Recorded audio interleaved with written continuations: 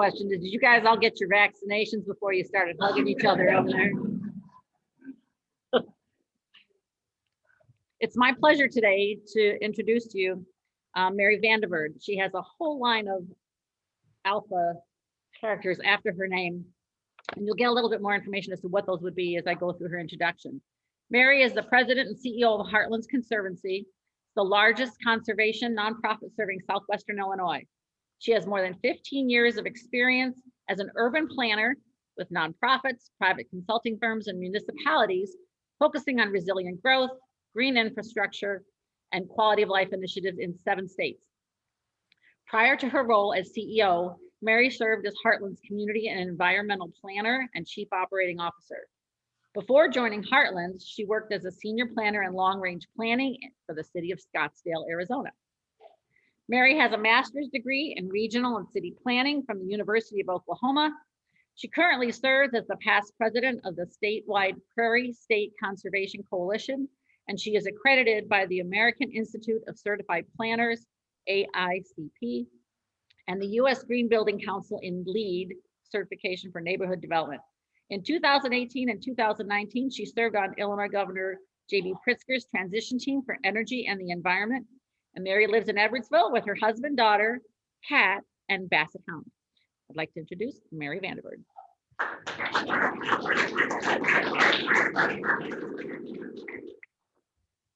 Hi, everyone, and everyone on Zoom land.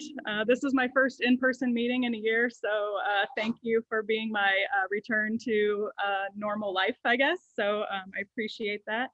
I want to switch over to my PowerPoint. Can someone help me with that? Oop.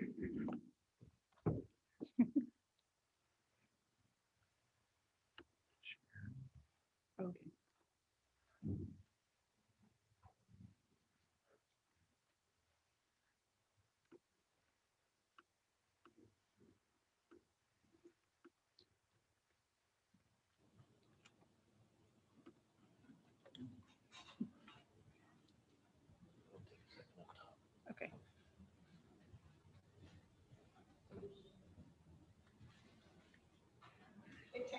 Okay. Okay. Well, anyway, thank you for having me. I really appreciate it today. I'm going to talk about HeartLands Conservancy, but I'm going to focus a lot on how we work in partnership with a lot of people. And I see a lot of people in the room who I've partnered with over the years. So I think this is a good audience to talk about it. For those who don't know HeartLands Conservancy, our mission is focused on healthy and resilient communities in Southwestern Illinois, and we do that through a natural resources lens. So that means we look at how we can improve our living environment and parks and things like that in order to support the people who live here in Southwestern Illinois. We formed in 1989. Again, we're the largest conservation group serving this area. The state of Illinois graphic that you see up there, the darkest green is our main service area, which is Madison, St. Clair, and Monroe County. But we also serve other places farther into Southern Illinois where we have gaps in service for what we do. And we work to support healthy, beautiful, and resilient communities here. We have a vision that no matter where you live in our region, you should have access to high quality nature. You should be able to access the outdoors and recreation if you choose to, and your air and water should be clean. And here's just 2 examples of why our organization exists and why it's so important. You can see one side of the slide shows Scott Air Force Base underwater for the maybe 8 millionth time over the last few years. And then the wetland is the other picture, and that's in East St. Louis, and that shows a highly degraded, not functioning, trashed wetland. One of our natural infrastructure pieces that we have that just isn't working, and it has pretty bad consequences for the folks that live down in East St. Louis and the Centerville, Cahokia Heights area. But beyond that, our world has lost half of its wildlife over the last 50 years. And in our region alone, we've lost 80% of our wetlands. We also lose an acre of farmland in our area every hour to development. So these are kinds of things that are having consequences for things like stormwater and flooding, but also other things like habitat loss for our native wildlife. So to address all these things, we have three main priorities. Those are that we conserve land and water, we work with communities to be more resilient, and then we try to make learning about the environment fun and engaging, so we have a pretty robust engagement program. So we are what's known as a conservation land trust. That means we own land for conservation purposes or for public community benefit. Right now we own 475 acres. A lot of times we transfer properties to a unit of government, like the federal, we just transferred something to the US Forest Service down in the Shawnee National Forest so that it can become a public recreation spot. We also hold 33 private conservation easements. That's property that a private landowner owns, but they don't want it to be developed in the future, and it usually has some kind of important conservation feature like woods or farmland on it. So we protect that into the future as well. And in our region, we've preserved 9,800 acres and growing. Hopefully 10,000 by the end of this year. That's my goal. But I did want to bring up some of the Edwardsville specific things since we're in Edwardsville and I live in Edwardsville. So our organization about 10 years ago worked with the city on the Parks, Open Space and Trails Master Plan. And I think it's probably been updated since then, but there were a lot of accomplishments that through partnerships, the city and other people have accomplished out of that plan. And the first one is that there was a goal to add between 200 to 700 acres of parks by 2021 in the plan. And actually that has been completed. I talked to Hal the other day and 225 acres have been added over just the last couple of years, thanks to his efforts and a lot on the city council. So that's a fantastic goal that's been met. Other goals were to connect the city's regional trails and to sidewalks and local paths, and that's been happening. Preserving natural resources, we'll talk about that in a minute. Other things that were in there, the splash pad, that's just behind us, that was accomplished, or is it the other way? No, it's this way, has been added, and adding recreation areas like sports facilities. So that's all underway, that's all fantastic. And it took partnerships and collaborations and a whole community to make that happen, so fantastic. But one that HeartLands was involved with in partnership with the city was the preservation of what's now called Darta Woods. So if you're not familiar with where that is, if you take New Pogue Road out towards I-255, you'll see Bohm Woods Nature Preserve, which is a state nature preserve, and it's the only old growth forest in Madison County. So it's really, really important. It has habitat for a lot of wildlife that don't have anywhere else to go really, because this is the only spot that they can survive. So that forest really needed to be buffered on the side of it. And the city stepped in, and HeartLands worked with the city to get a grant so they could purchase the ground next to Bohm Woods, and it is now being turned into a park in the future. And being slowly reforested over time so that it can be also a forest for future enjoyment by the community. And then a property just a little bit farther down the road off of New Pogue Road, if you go back behind where Worldwide Technologies' new facility is, HeartLands owns a small 10-acre piece of ground that we call the Pogue Sand Prairie.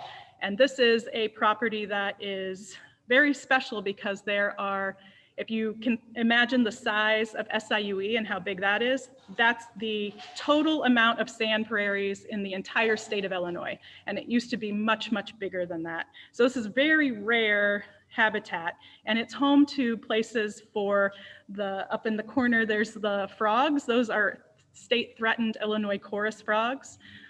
There's ornate box turtles there. Those are also a threatened species. There's really cute salamanders. That's the next one down.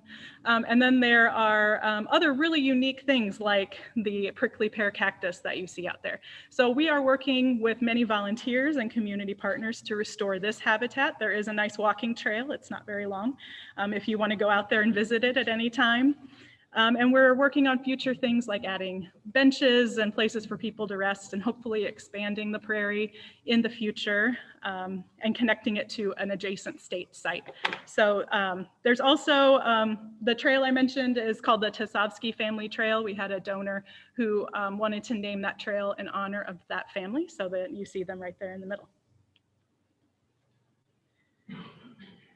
Another partnership that HeartLands has been involved with in the community is we recently worked with the Dunlap Lake Property Owners Association to help them envision how their lake can become healthier through into the future.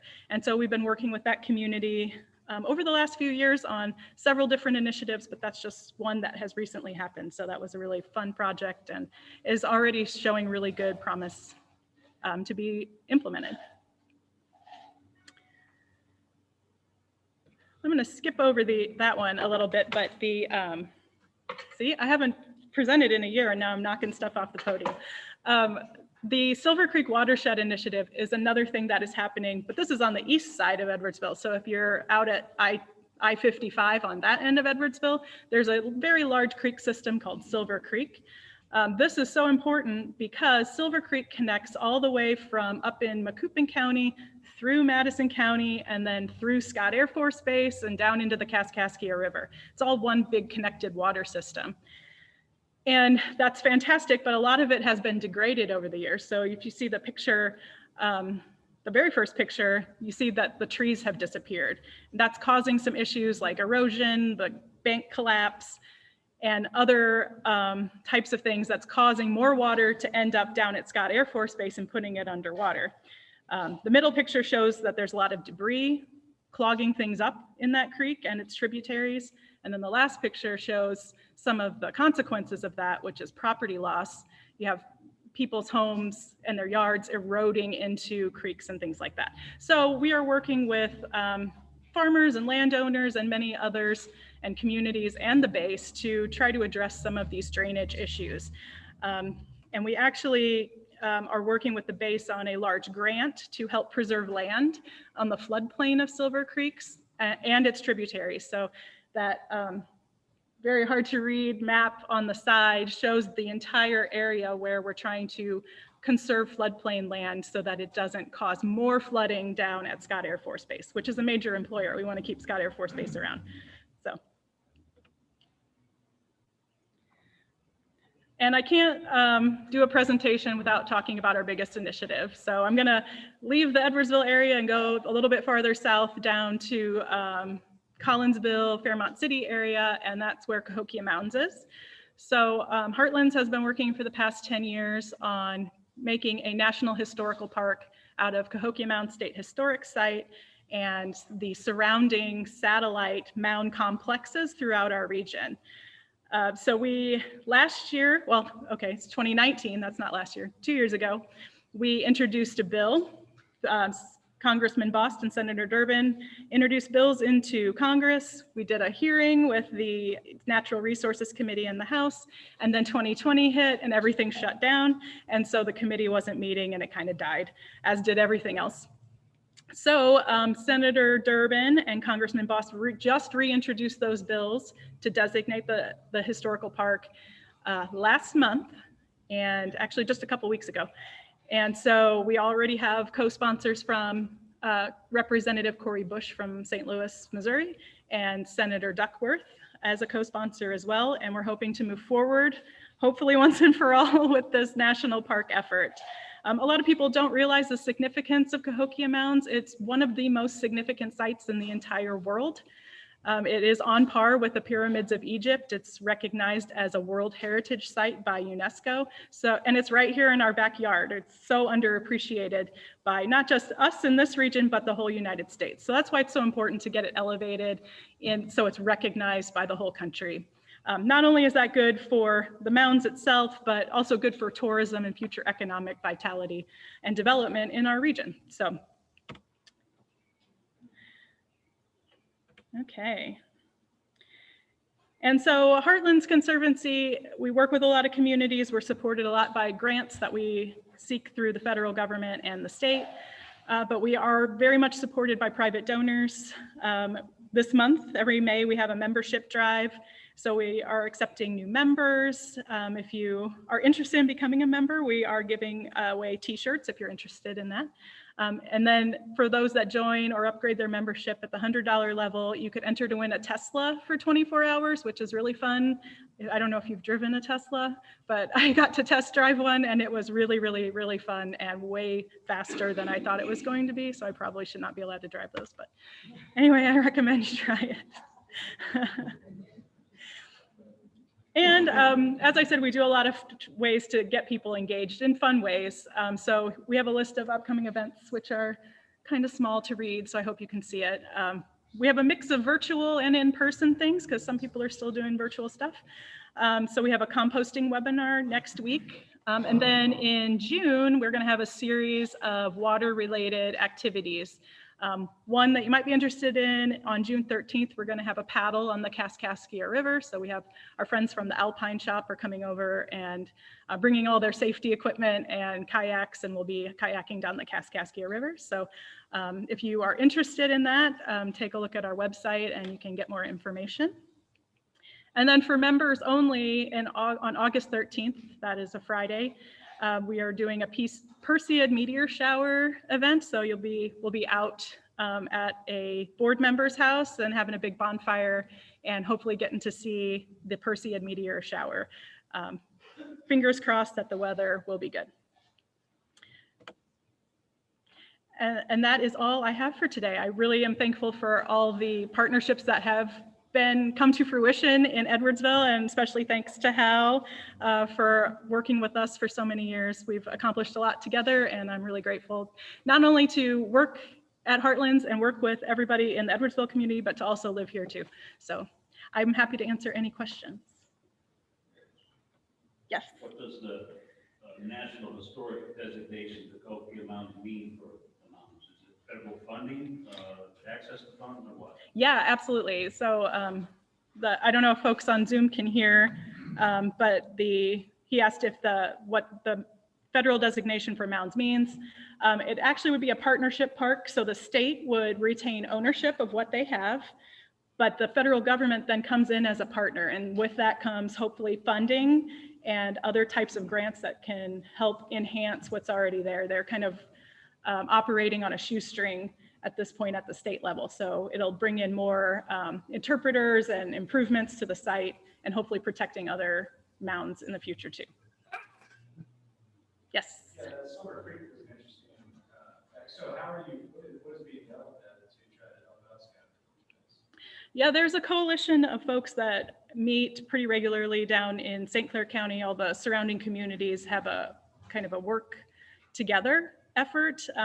We've also done a stormwater planning effort to identify areas where things like a wetland would benefit and would keep water out. So we're trying to work towards some of those goals. And then that other piece is now trying to preserve some land to hold water in the floodplain or to add other things like drainage basins and things like that. Yes? Cahokia Mounds. When I was a kid, I used to run up and down the mound, and I know all my kids did and my Boy Scouts. Is there going to be a fee charged by, like there is for national parks, if this becomes a national historic site? I do not know the answer to that. Right now, that's not something that's planned. However, that will all be determined after the designation happens, and the state and HeartLands and some of the other partners involved will be working together on what's called a management plan, and that's where those types of decisions will be made. So unfortunately, I can't answer that, but that's a very good question. Yes, Hal? Thank you. You didn't mention the number, but you helped us get around 70 acres with a $964,000 grant. So it would not have been possible without your support. That paid for 80% of the Darta Woods property, and it's free. You can walk out there. The city's planted about 3,500 trees so far, and it's really starting to take form. And then the other thing, I already sent you a text on is if anybody knows any farmers or anybody that has family land that would like to put a piece of that into permanent easement, come like to do that with 10 or acres, so I'm sending that information. Great. But, you're a great resource for that type of conservation, safe. Absolutely. Safe from development. Great, thank you. Well, Mary, I'd like to thank you on behalf of Edwardsville Rotary and on behalf of Home Nursery and the Tasovsky family. Yes, thank you. Thank you very much.